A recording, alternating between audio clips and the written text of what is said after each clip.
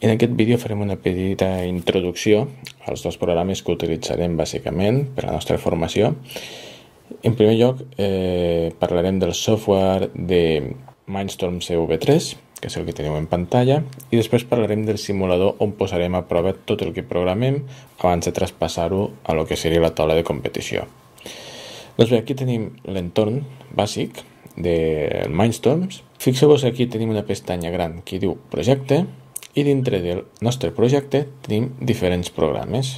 Podem crear diferents programes dins d'un mateix projecte. Tots aquests programes s'enviarien en el nostre robot. Fixem-nos que tenim 3 programes, després veurem com va. Anem a programar el primer. I la manera de programar... Bé, aquí tenim el botó, la icona amb un símbol de play, que és l'inici del programa, i el que fem és anar introduint diferents ordres de les que tenim aquí.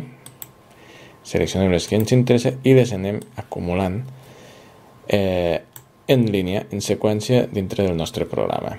Aquí, per exemple, poso 2 ordres moviment del motor i a una, jo que sé, li direm que giri. Una que vagi recte i un fragment que giri el robot. Per fer un petit exemple, podríem continuar apilant diferents blocs en línia i quan acabéssim la pantalla, quan s'acabés la pantalla, ens apareixerà una fletxeta que ens permetrà desplaçar-nos per la pantalla. Visualitzem-ho ara, anem a posar diferents blocs només per il·lustrar l'exemple. Fem un copiar i pegar i fem un altre copiar i pegar i situarem blocs ja que em quedin fora de la pantalla. Observeu que aquí apareix una fletxeta amb la qual em puc desplaçar per anar veient tot el programa. També ho puc fer amb les tecles del cursor. Ara ho estic fent amb les tecles del cursor, les fletxetes. Però també existeix una altra opció. Posem aquí els últims blocs. Existiria també una altra opció si se'ns acaba la pantalla i volem tenir el programa, el màxim part de programa visible en la pantalla.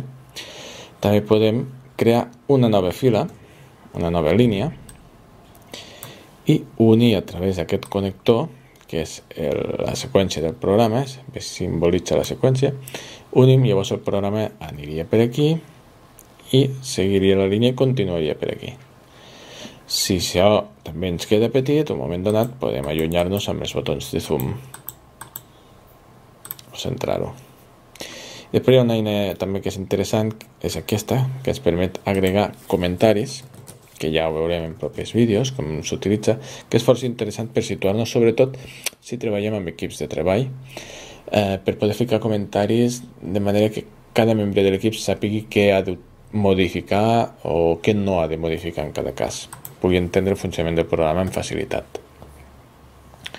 Molt bé, aquí tenim diferents pestanyes amb diferents tipus d'instruccions que les anirem veient i finalment aquí tenim l'entorn de comunicació amb el robot.